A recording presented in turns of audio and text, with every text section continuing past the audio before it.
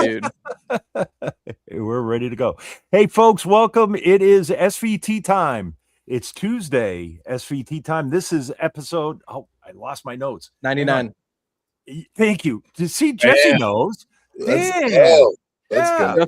Just Right shy on. of 100. I think we Just need shy of 100. I was Man, gonna say, I think he should be the new co-host. I was going to say, Dom, you're fired. No, Yeah, I'm out. actually, I'm fired. Man, everybody, welcome. Jesse, man, thank you for doing this. This is, I know it's been kind of a little bit in the works with your schedule and our schedule. It's great to see you, dude. Like, Likewise. and I have to say, a fellow New Englander as well. Right. And I won't say where you're calling in from, but we are fellow New Englanders. And I found that out when I met you for the first time at the House of Blues gig in Boston, where you were from. I was like, man, so how you been? I've been good, man. Just hopped off tour. Yeah. I got one more month here in, I'll say it, Worcester. Very proud to be from Worcester, Massachusetts. Okay. But I'm moving down to Atlanta soon to just kind of change things up a little bit. But yeah, we just finished the overall minivan tour. Cool. 72 shows since October. Wow. Kind of broken up between 4 legs, and it's really cool to end that with like the whole Bonnaroo experience. I'm very tired and lazy. What have you been doing with yourself lately? Oh man, I've just been playing video games. I told myself I'm not going to think about music for an entire month. Yeah, you know? That's a great feeling. The only music has been just like playing a little guitar here and there. It's been very peaceful. Yeah, I mean, you guys, and you know, to your credit too, it is a high energy show too. It's not like you guys are just standing around on stage. You know, it really is a high energy show. So, man, it's so. Let's start right from the beginning. So you grew up in Worcester, and I'm saying Worcester, not Worcester. Worcester. No, that's that guy. Well, I don't know. I have this thing about hiding my Boston accent, even though I can't hide my Boston accent, which makes it even worse. Makes it even more of a bad Boston accent. So, what was your musical upbringing? Did you start off as a bass player, or how did you kind of come about being a bass player? Yeah, so I didn't really think about like being a musician up until the point I was 12. I moved away from Massachusetts to go live with my dad for a little while down in Tennessee. And around that time I got really into Nirvana. You know, like some angsty puberty bands. And so I picked up guitar then, never really played it before. My mom played piano, made me go to some piano lessons. I didn't like those growing up. So I got this old nylon string acoustic that I learned guitar first on. And the guy who gave me that, his name's Kemper down in Tennessee, a friend of my dad's. He also gave me I think a really cheap Ibanez Geo. Along with some random bass amp. I couldn't tell you the name of it. So I kind of learned both at the same time. Yeah. Guitar and bass. Okay. All right. Cool. Man. Do you feel like you play guitar as a guitarist or as a bassist or vice versa? I definitely play guitar and then play bass, very centered around how I think in guitar. Okay, cool. Yeah, that's all perfect. Yeah. You know, I catch some flack for it sometimes. No, I always into that. But I swear, I've said it on here a million times. Like, I swear those players have the coolest bass fills because I feel like there's just like a different approach to them. Yeah. Right.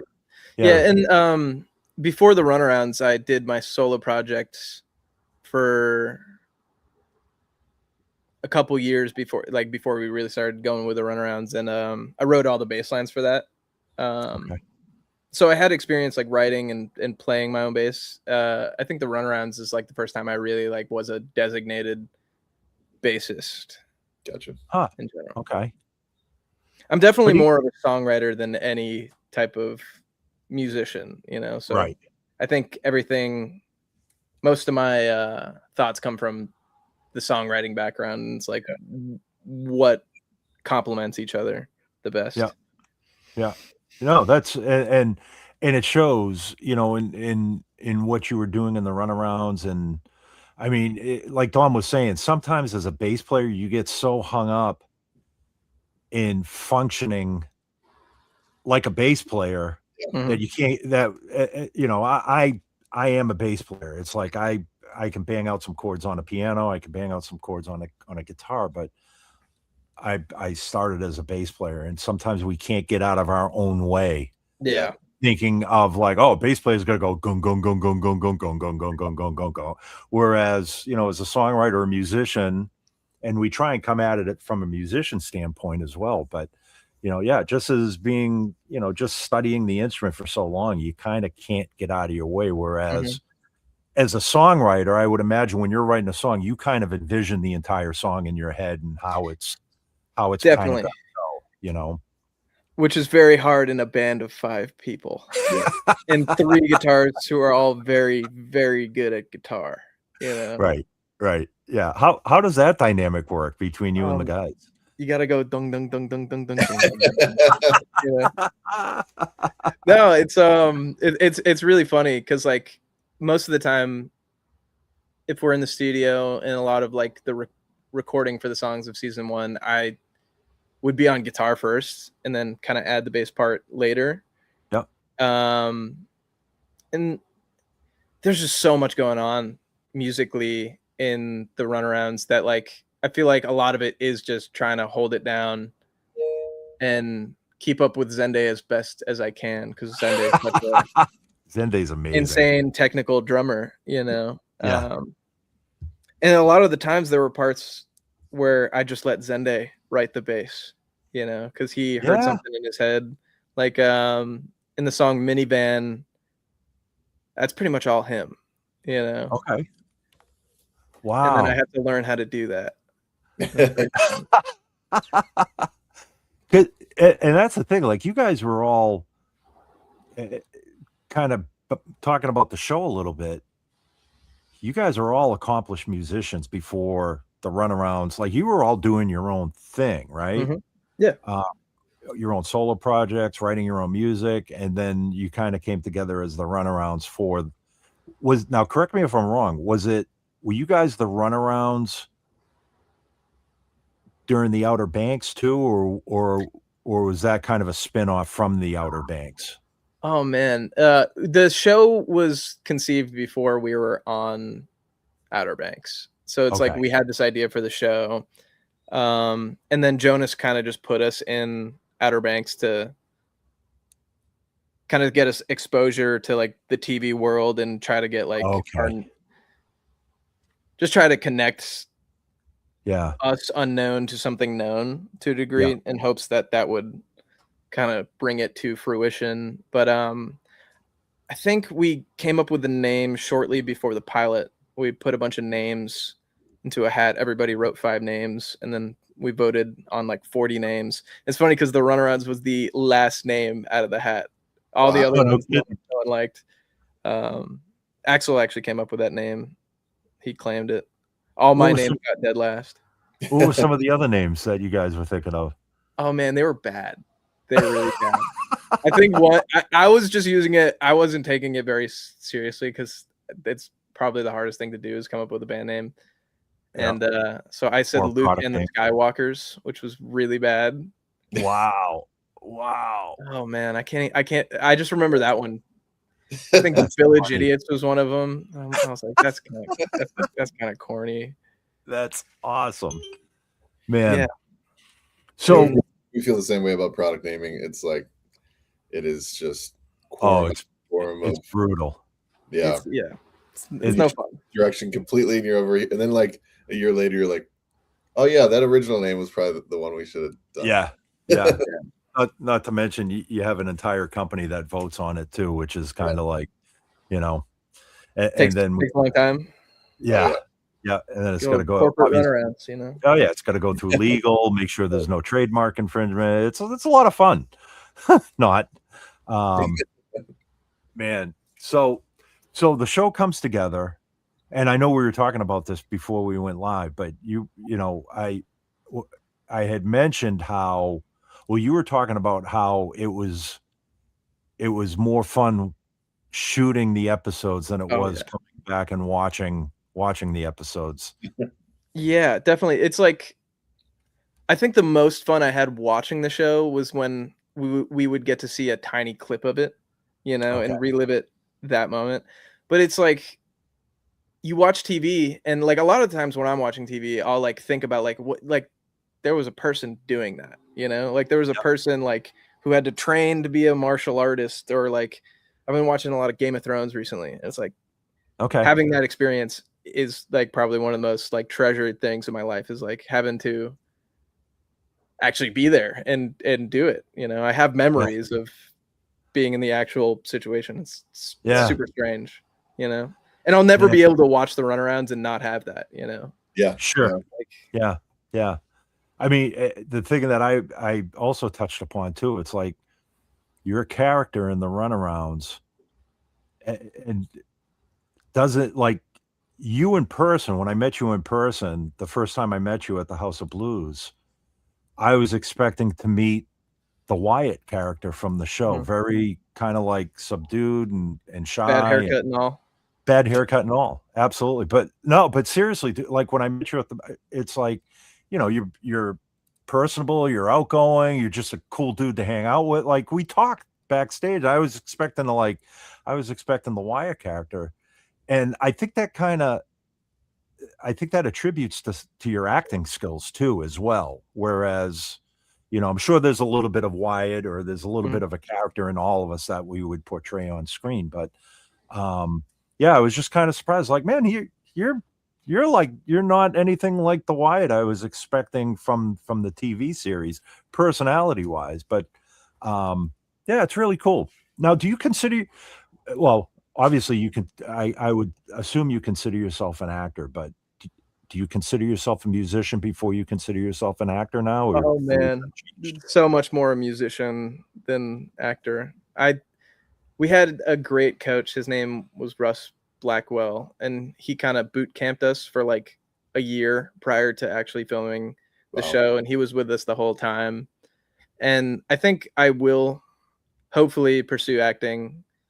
I have an agent now, and they send me like self tapes to do, and it's definitely way harder than I imagined getting the next thing than it was doing the first thing. But yeah, I think definitely more of a musician. I just don't have the training that most actors do. You know, I got really lucky to be able to have the experience through being a musician, you know. But I think in order to act, I feel like there's a lot of work I would have to do and train, which I plan to do. But yeah.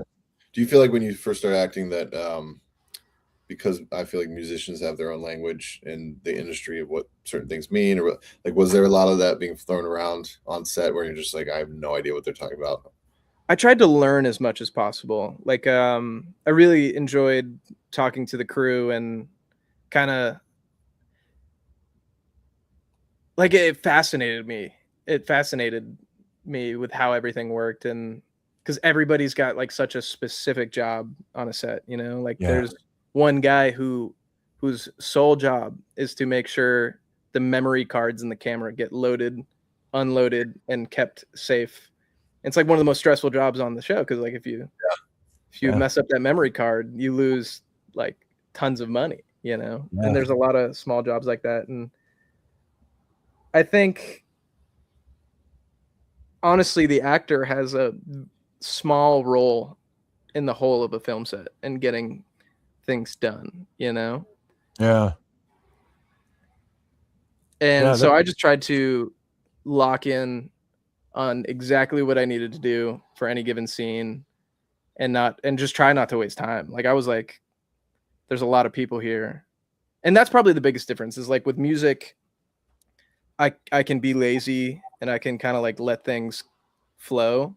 But with acting, it like forces you to acknowledge there's 100 people who want to like go home and have dinner with their families. So do your job right. I feel like there's a healthy pressure. Crazy. That's crazy. Mm-hmm. You know, yeah. I remember somebody telling me like an actor's job. Well, there's the Tom Hanks interview where Tom was talking about how he was working with the director, and the director kind of freaked out at the cast and everybody, and he was like, show up on time, know your job, yeah, and have an idea. That's all you're required to do. And it kind of even gets simpler. Like another friend of mine who is an actor was saying, you're there to deliver your lines. Mm-hmm. Deliver your lines, look good on camera, and be convincing, sort of thing. You know, it's like, because and you get to sit around while other people are like working too. You know, it's like I tried to be mindful of that, you know, because actors are some of the only people who get to like sit down during their workday, you know. So it's like you gotta be like, the whole thing was like, the acting wasn't the fun part for me. It was seeing the whole thing happen and like talking to everybody who made it happen, because I love movies and I love TV. You know, I never really saw myself as an actor, but just getting to watch it happen was awesome, you know. And then I feel like a lot of my work was done prior to the show, because we wrote the songs with this producer in LA named Matt Coma. So that was like the bulk of my like actual work. I felt on the show was like, okay, we got a month, we got to write these songs. And by the time it came to the show, it was more like, let's get it done. Let's play the songs, you know? So, So you guys as a band wrote the songs for the show, recorded them, which, I mean, that in and of itself. Now, did you, before the cast was assembled, did you know the other players? Did you know all the other guys like Zende and Axel? I knew Axel's band, Axe and the Hatchmen. I was friends with a member through TikTok. I was friends with one of the members of his band, so we kind of knew each other. And I think I actually texted Axel because I saw him post his audition online to the Outer Banks thing. So I texted him. I was like, hey, did you do this thing? And he's like, yeah, I did. They're flying me out to Charleston. I was like, oh, cool. And I had done the same audition and I didn't hear back. So I was like, oh, cool, man. Congrats. Tell me how it is. And then a month later, they tacked me on last minute. The casting director, Lisa May, and Craig Fincannon, they said, you're going too. And so I texted Axel. I was like, hey, it looks like I'm coming too. Nice. In the nick of time. Wow. And then you guys kind of, I mean, you all gelled from there, obviously, through the show recording. And then whose idea was it to say, you know what, I mean, this is a great band. We're great songs, great songwriters, great band. Let's take this out on the road. Whose idea was that? I think it was kind of like a inevitable thing, right? So it's like, how could we make this thing real? You know? Because inherently it is like fabricated, right? It's like you put a TV show around a band. And it's like, how many real elements can you put in there to make it feel as authentic as possible in something that is kind of like not authentic, right? So it's like, well, you go on tour, you know? And I think it was like a combined idea of like our manager, Alex Golliher, and Jonas Pate, the director. And it's like, to me, that was the fun part, was like, how do we make this thing that's not real as possible, you know? And how can we Trojan horse as much authenticity into something that is owned by Amazon, you know? It's very, very fun. It was a very fun task. Stressful, but very fun. Right. And so we actually, Axel had been on a tour with his own band, Axe and the Hatchmen. And I think the first time we really like hit the road was with him. We did 3 dates on his tour, and he played 2 sets those 3 nights. Wow. Okay. And it's just fun. You know, we practiced so much, you know, in the recording sessions and leading up to the pilot, that we just kind of did it, you know. Man, What's more wrecking or high pressure, like performing on set or performing a show? It's weird. I have a strange relationship with that because like I don't feel that much pressure doing those things, unless it's like a really big scene or like a really big show. I think I kind of deadened myself to like nerves because it would just make me nauseous most of the time. But like over the course of like the last tour we did, I would never get nervous before a show. Really, I would just be on Instagram scrolling, and then it's time to play. Wow. And it's when things are so rehearsed. Yeah, you feel like the only time I'm nervous is if I feel like I really don't have it, and we rehearsed so much during the show for the acting scenes. Like we rehearsed every scene probably 10, 20 times. So by the time you're in front of the camera, it's just like you're ready to go, Yeah. Do bigger crowds or smaller crowds? What's like more nerve-wracking, I guess, for you? I think a smaller crowd can be more nerve-wracking because they're right up in front of you, and like a big crowd almost doesn't even seem real. You don't really process every individual in that room. Like if you're playing like a 200 cap, you're gonna see every face, and you're gonna be able to see people's reactions and stuff. But when you're playing like when they're all far away, it's cool, but it's like almost doesn't feel real, Yeah, I couldn't agree more. It's like you feel like you're acting in like a scene. Yeah. It's like you press play in your head a little bit. It's like, okay, we're gonna do what we rehearsed. Yeah. You don't have, you can't see the guy in the front row looking at you like this. Yeah. Man, what was it like playing House of Blues, man? That was like your home. I know you soaked up every minute of it. And that was probably the most crazy I'd gone for a show. Your parents were there, or your family was there, and man, I had like 40 people there. I think I had the biggest guest list. That was crazy. And House of Blues, I mean, the one in Boston is one of my favorite venues to see a band.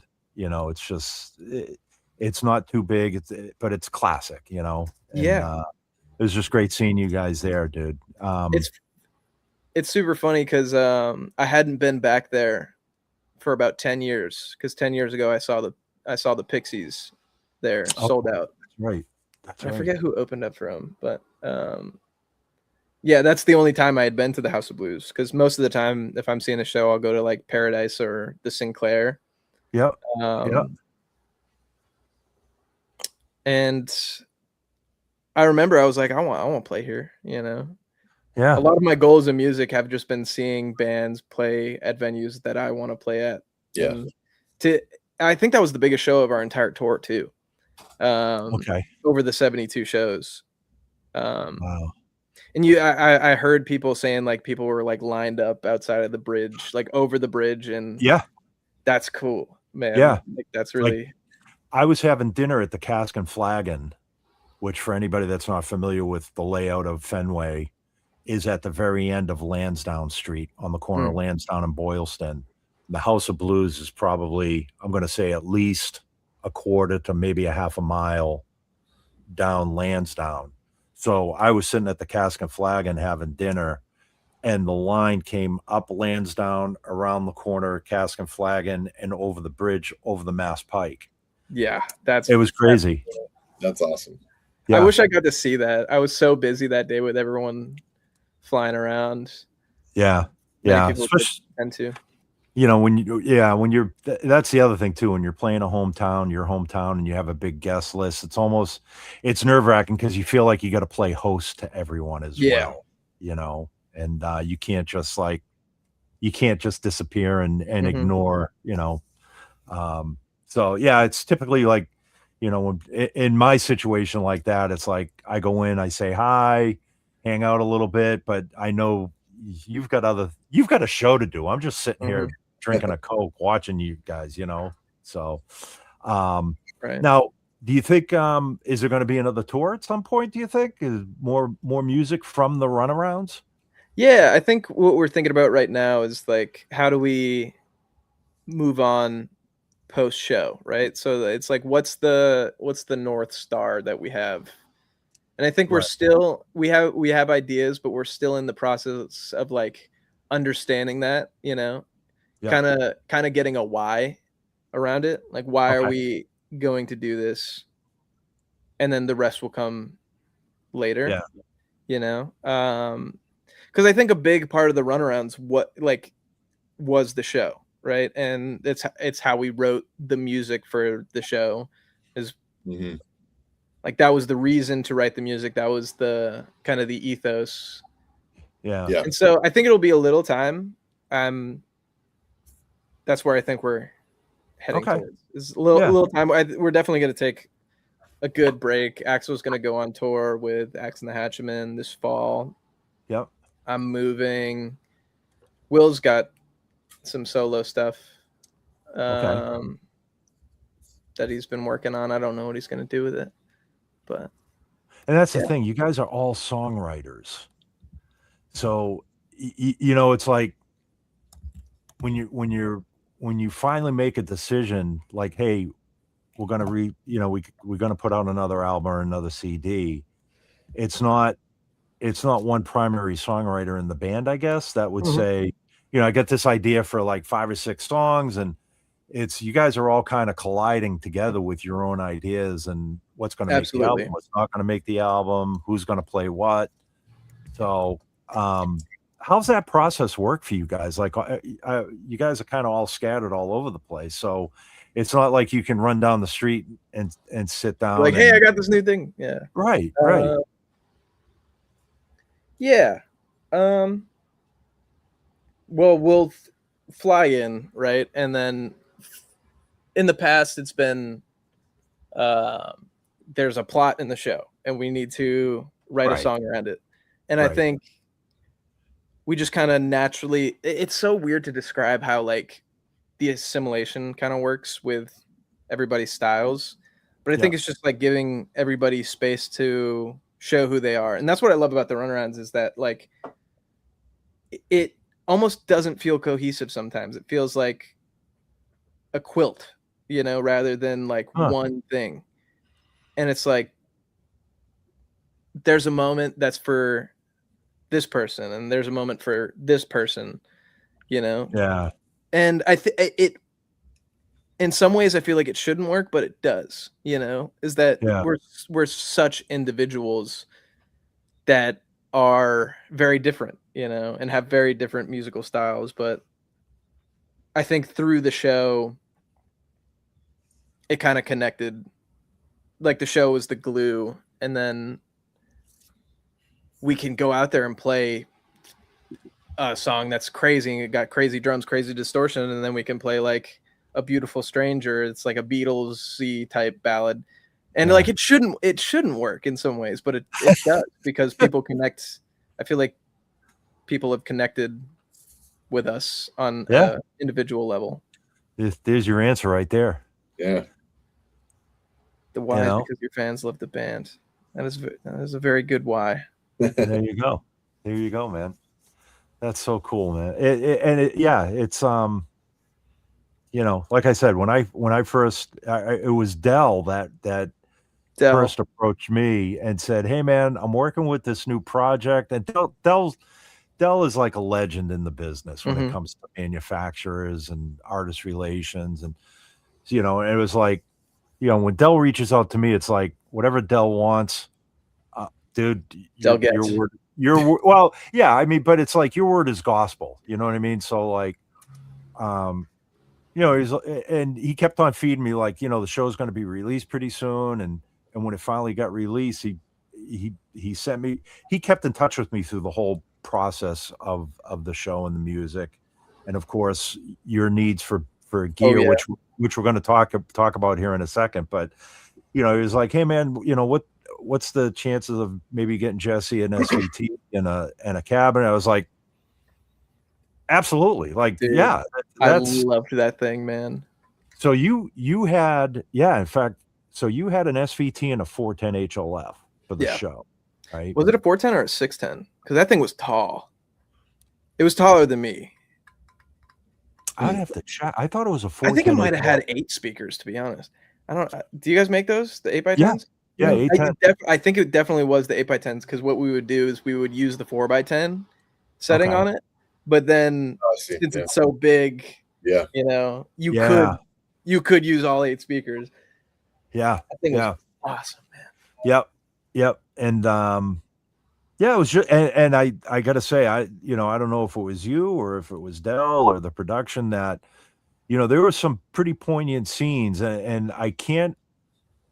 There was one scene where I forget who you were talking to. It was just, but you were sitting on the stage, and you were talking about why we do music. This is why we're doing what we're doing. And the Ampeg rig was right behind you the whole time. It was in like the Kate Speed's practice space, right? And Will comes through the window. That's right. Like, and I go, why do you do it? Yep. But I just want to say thank you to whoever, if that was you or multiple people that put the rig in the background, man. That we're always, as a manufacturer, it's like, we show that to our higher ups. You know what I mean? It's like, hey man, look at, they actually have our gear on stage. There's no black tape over the logo. There's no cabs turned around. It's like they're showing this for us, and it's really cool. And we use those. We recorded everything live, right? So in the show, when we were playing, we were really playing, and we would do like 10 takes of each song and kind of be able to. So anything you hear on the show was a live take, and I was really using that Ampeg. Sometimes they would like not use the cab and just run the signal back to the trailer where Shondaman, Scott Steiner, and Brandon Hughes, that was our music team on the show. They were a big part of like making sure all the gear looked right. Like, it was very important that we showed all these things authentically. And oh man, we were wearing these in-ears the whole time, and we had a direct communication with our music team. So a lot of time I would be on set just talking to them and cracking jokes, trying to make them laugh, and then they would joke in my ear. But it was very fun. But they were a big part in kind of and the set dressers too. Missy, our set dresser, was very, very good on the details of the music, especially the music store. Oh my god, I remember when I first walked into it, because that was one of the only stages we shot on. She displayed the music stuff very cool, and I wanted to steal everything in it. They locked the music store between. That's funny. Oh, no kidding. Days. Yeah, you couldn't go in there. Oh, bummer. Yeah, man, that's too bad. Now for the tour, Kurt Cobain's guitar, 13. There you go. Nirvana fan. Be really cool to see y'all tour again. More Geskle stuff, maybe. More Geskle stuff on the maybe. Okay. I think the Runarounds will tour again. That's cool. We definitely want to go to Europe. You do? Yep. Yeah. So we got to hit those markets. That's so cool. Now for this tour, did you use the Venture stuff the whole tour? I don't think you had the SVT out at that point, right? Yeah, that thing is awesome. It weighs like 2 pounds. Yeah. That cab is the lightest cab I've ever, and I don't carry it. Like, I'm not gonna say I'm the one bearing the weight, but it must be like, it's super nice to have something that like compact and still be able to crank, that thing gets loud, dude. Yes, it does. Yeah. Yes, it does. And you were loud on stage too. When I remember when I saw you. Yeah. You got to fight through 3 guitars and the loudest drummer you've ever heard in your life. Like, you have there's no mid-range that you can, like, you have to really crank. I used the mid boost on that amp just to like fight for any space. Yeah. Because most of the low end was being taken up by the double kick pedal, and then Axl's guitar in particular is so low mid heavy. Okay. That like I kind of tried to find I was boosting a lot of like 1.5K with that mid boost. Mm-hmm. Yeah. Just so it'd sit a little bit under kind of where Axel's guitar was the loudest, because he had this crazy 2.5K frequency just blasting the whole time. And that's right. And I'd also try to fight through with some distortion. I used the grit knob on the on the amp pretty heavily.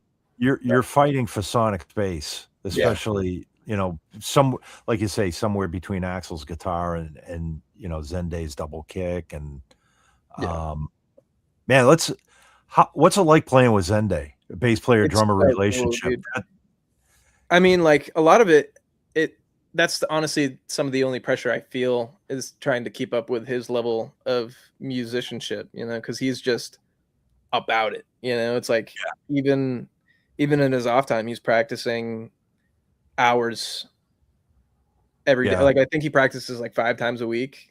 He drives out to his rehearsal space and just practices for 3 or 4 hours. And like it has made me want to like be a better musician, because like sometimes I feel like I don't take the playing part as seriously as I take the writing part, Okay. And so like I think we complement each other in that way. It's like I'm very writing heavy and he's very technical playing heavy. Yeah, technical. Yeah. And it's like there's one song that I really like playing. Like I feel like the connection between me and Zendaya is really good. Is It's a Wash, because he plays it so fast and so tight that it's just fun, Yeah. And he's fucking nuts, Yeah. That you feel like you're being athletic playing them. Yeah.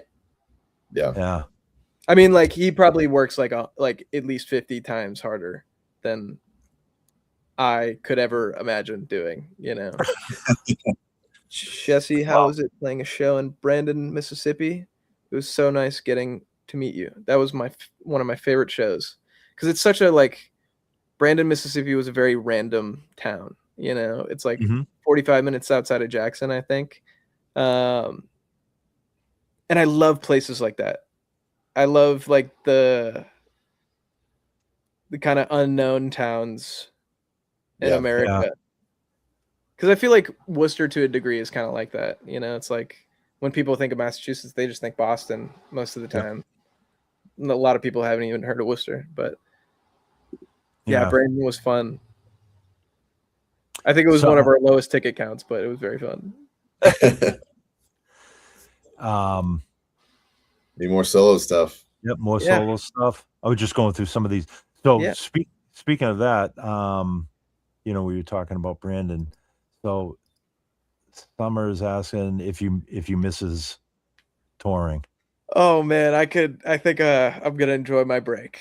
That's what I have to say to that. There you go. I love touring in a different way. Like I feel like I'm weird where it's like the show is not my favorite part. It's kind of everything surrounding it. It's like I like tour because it like I get to visit random coffee shops in random cities that I've never been to, and it's like I like talking to the people more than I like playing sometimes. It's strange.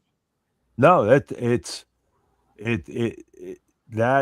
and a lot of folks that we talk to, a lot of artists that we talk to, like in fact we were talking to Why Not Jansveld on our last episode, and that he mentioned coffee shops. His favorite part about being on the road is like finding this small little coffee shop and going in, and that you wouldn't think of, or you wouldn't have the facility to be able to go to these towns to search out these small coffee shops or record shops, or That's also like the only thing that's like walkable to next to the venue most of the time. Is like you don't want to get an Uber, and you like I don't want to stay on the bus all day, and so like I try to I think I got a coffee in every city we were in most of the time.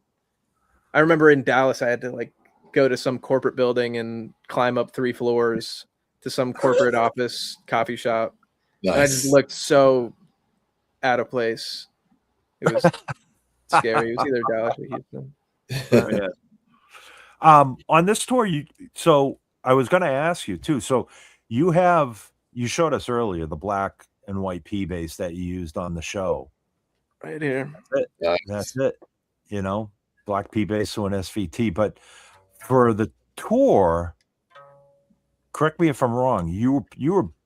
I know you were playing a Rick for a lot of the tour too. What else did you have on the tour? Oh man, Fender.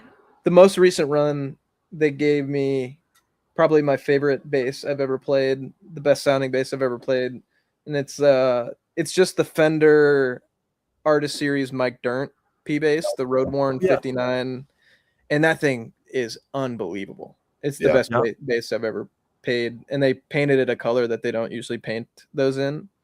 Okay. Reached out to Fender Billy. I was like, "Hey man, I need a bass for tour," and he got it to me. That thing is fucking awesome, man. I love this. I have a bass kind of fashioned after one of those. I took a Mike Dirnt body and then built the bass kind of like around that. Anything 50 style to me, dude, it's nuts. They just have so much heat to them, you know. And the Rick, you know, it was kind of like a novel purchase for me. It's like I did this TV show, and I'd always see these cool bands using a Rickenbacker. So I was like, I walked into my local music shop, EL Music, and there was just a Rickenbacker for like I think $1,900. It was a 4003 for $1,900 from 2003. And I was like, I never see them this cheap. You know, they're usually always over $2,000. Yeah. And so I asked the guy, I was like, what's wrong with it? He's like, nothing. The guy just wants to get it sold fast. So I was like, you know what? I have money. I'm going to get it. And then I felt like I spent so much money on it. I was like, I got to use it. Yeah. What else did I use? And then the other time I was using a Fender Player 2 P bass. Okay. It had the active option. Never used the active option. But we got those right after the premiere of the show from Fender, and I was like, I'm going to use the bass Fender sent me because it's cool. Yeah. You know, it was the first free guitar I had ever gotten. Yeah. Yeah. See, you're talking about gear like a bass player now, man. You're inducted into the bass players. Yeah, dude. Union now. Spent a lot of money. I have like 8 basses now. Yeah. There's one thing. I mean, that's Amanda Brody. Amanda Brody has been to like 30 of our shows. Nice. Oh, nice. One thing I didn't expect from tour. I don't know. That's a hard question. I guess I didn't expect to like Brandon, Mississippi as much as I did. Like, that was probably one of my highlights. Okay. All right. What's your like go-to coffee vibe? Like, are you dark roast guy, medium? I'm not that fancy. Okay. What's your EL music? Go Matt Robbins. I know Dom was gonna go there. I love Matt. Matt's a good guy, man. I've sent so many guitars in just horrible condition to him. You know, the other day I had my Martin fixed up, and man. So this is from Mark Pacificar. He's another part of the Ampeg family. He's been on SVT time as well. Yeah. So for him to know Worcester. Mark, hope you're well, buddy. Thanks. Yeah, man. Oh man. Dude, I know there's like I have a whole list here of stuff that we haven't covered yet, but we are going to go, and I'm going to do this a little bit earlier because I know every time I wait to the very last minute, we end up going like way past this. So there's something that I purposely didn't put into the outline, the questionnaire that I sent you, but it's all fun stuff. Sweet. It's Vertical Horizon from Worcester. That's right. Yeah. Mark. Oh yeah, Matt played in that band. The guy. Yeah. Oh, I know that. That's cool. Yeah. Nice. I was talking to him So here come all the comments now. So I'm going to ask you. Basically, it's a. What are we up to now, Dom? 15 questions. I thought we had 16 last time, but it's probably good. Both your memories are way better than mine. It is 16 questions. I got to have someone as a co-host, so I did remember that. I don't even remember what I had for breakfast this morning at this point. I hope I remember the songs I got to play tonight. So I'm going to ask you 16 quick questions, real simple. We'll go down the list. Here we go. All right, you ready? Yep. All right, P bass or jazz bass? P bass. Not even a question. I figured, and that's just like after this whole live stream, we kind of know what the answers are anyway. So basically, it's just us seeing if you're going to contradict yourself through the. I'm very opinionated. That's quite all right. Passive or active? Passive. Okay. Round wounds or flats? Round wounds most of the time, but flats they have a use, and I like them for certain things. Okay. All right. I know you just put rounds on the black P bass there, right? Yeah, it's a different tone. B15 SVT or Venture Series, we'll say. I'm gonna say SVT just because they're so cool. Yeah. Despite being heavy, but my amp has both the Venture. You can get the grit from either the B15 or the SVT. The SVT has a better grit, in my opinion, for what I do. But I like the B15 too for more subtle stuff. Cable or wireless? I'm going cable, man. Yep. I don't like the wireless stuff as much. It's novel. Pick or fingers? I'm a pick guy, but that's just from playing guitar. Yeah. It's okay. Ain't nothing wrong with that. No, that's hey man. I mean, Paul McCartney and Carol Kay didn't have a problem with a pick, so IEMs or floor wedges? Dude, I think I like the floor wedges a little more, but the utility of an IEM, you play better. It's like enjoyment over performance. In my opinion. Yep. Okay. Good answer. That's great. Pedals or no pedals? Man, most of the time I just run through a DI. I tried to build a big bass pedal board and then it just like made shit noisy. So I have two signals. I got a DI signal and then my cab signal. Okay. Yep. We kind of blend the two and try not to phase out. Okay.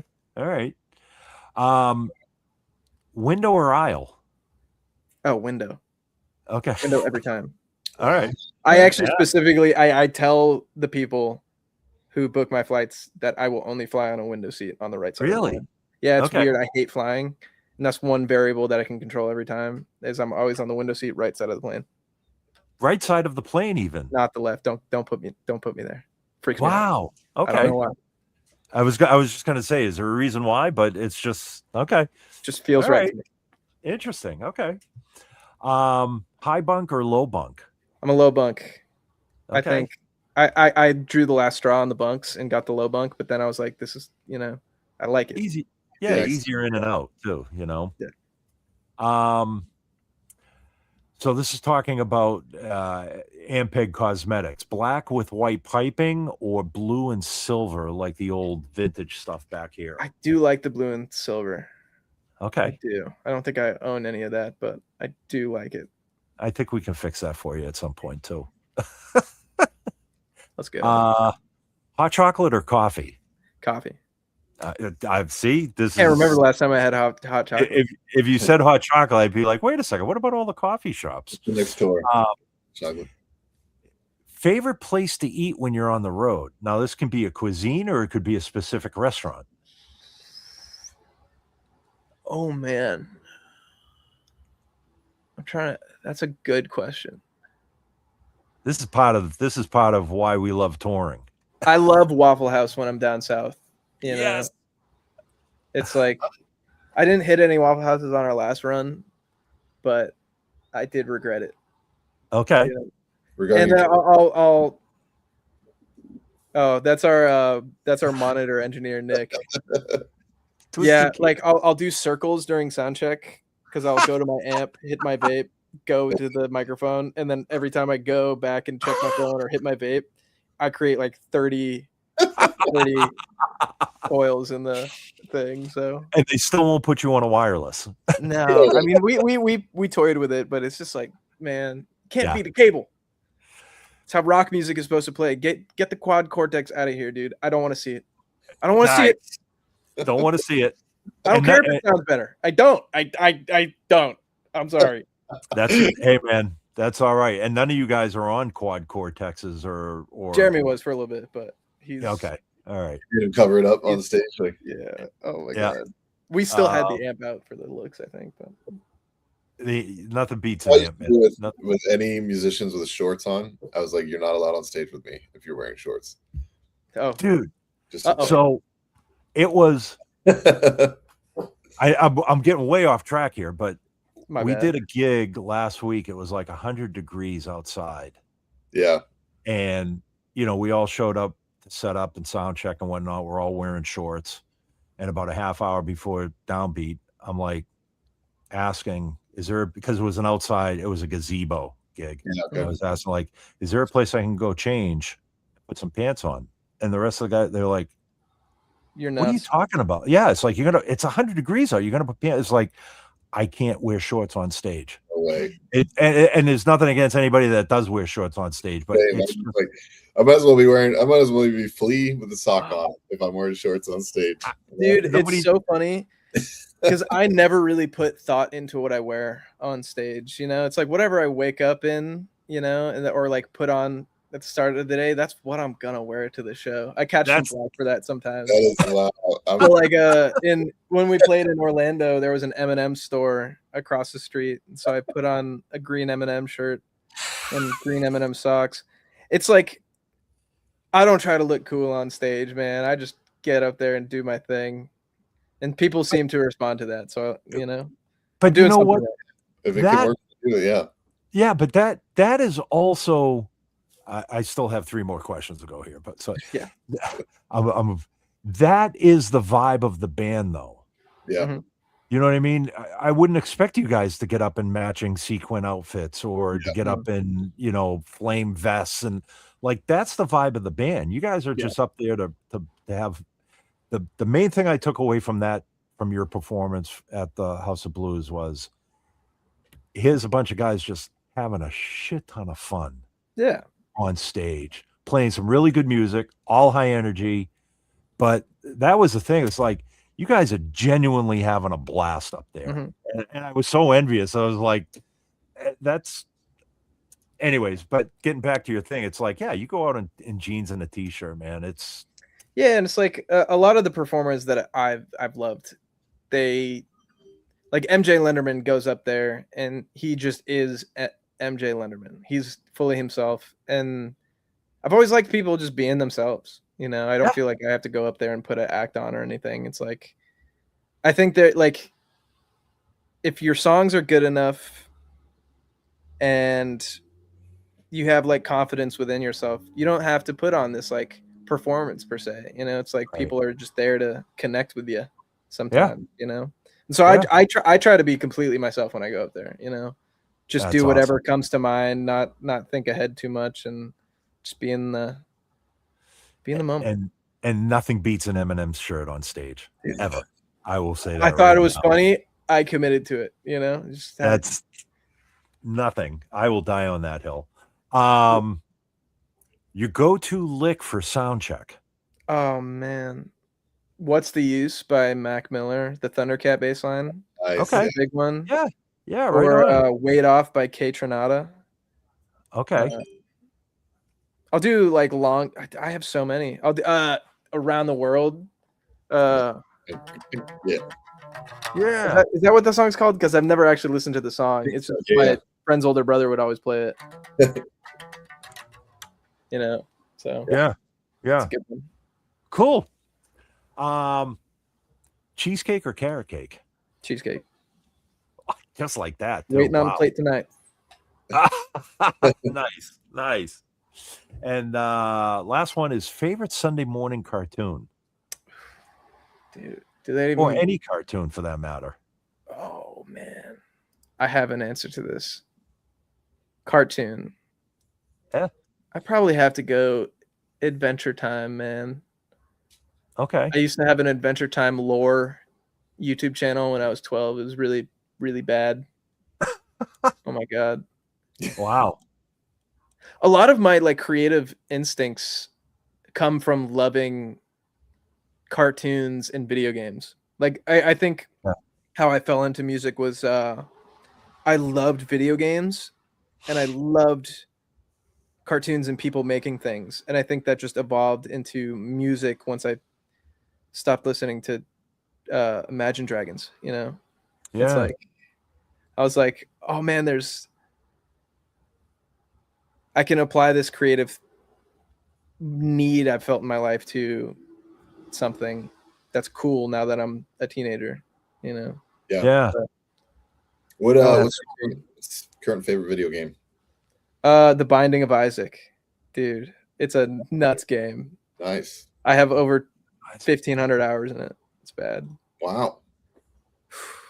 Be careful playing that game. You'll get addicted to it. Hey, here's a question for you should get into fisticuffs recently. No, I had such an exciting day yesterday at the gym that I popped my hip out of place. And no. And like I think oh no. Dom froze up. Mid-story. We're left hanging. Dude, that's divine intervention. Dom, come back to us. They don't want him to tell the story. Yeah, right. Oh man. So what's next for Jesse? You're gonna hang out for a month or so, just kind of chill. Yeah, kind of tie up my life here. Most of my music stuff is packed because I truly wanted a true break from it. Other than some guitars, and then down in Atlanta, I just have a lot of friends who are in the arts. Yeah. And there's a lot of cool venues down there, and a bunch of cool bands like Hall Pass is down there, Wim Tapley and the Cannons. Our friends in Group Love. Dan, the bass player, is a good friend of ours. Nice. There's a cool studio down there that I can't wait to get to work in. Zenday's in Atlanta. Yeah, he's about an hour outside Atlanta. But so about I'll definitely be seeing him too. About 10 miles outside of Atlanta, then, with traffic. Yeah, Dom just texted me. He said they lost power. No, just lost power and internet. Oh no! Oh dang! Yep. So yeah. Well, bummer. Well, bye, Dom. We'll catch up with them. Okay, last question. What was your favorite show to perform on this tour? What does the future look like for the Runaround? This is like a 5-part question here. Yeah. I'm going to omit Bonnaroo, and I think genuinely it's a tie between Boston and Portland. I know that's not an answer, but Portland was probably the coolest outside of the home show factor. I think like overall coolest was obviously Boston because of the home show factor, but like Portland, I just had such a good day that day. You know? Yeah. A lot of the times just the day I have before the show determines how much I like it, you know? Yeah. And our photographer, Dan, his brother lives in Portland, and we hung out. It was just like I was the farthest away from home I was going to be on that entire tour. Was out in Portland. Okay. You know? And to have family there was cool, you know? That's cool. And Dan's brother. Yeah. And Ben, you know, like you say, we're performers, we're musicians, but we're human beings too. Oh, yeah. And you know, some days professional human. Yeah, professional human. That should be a t-shirt if it's not already, dude.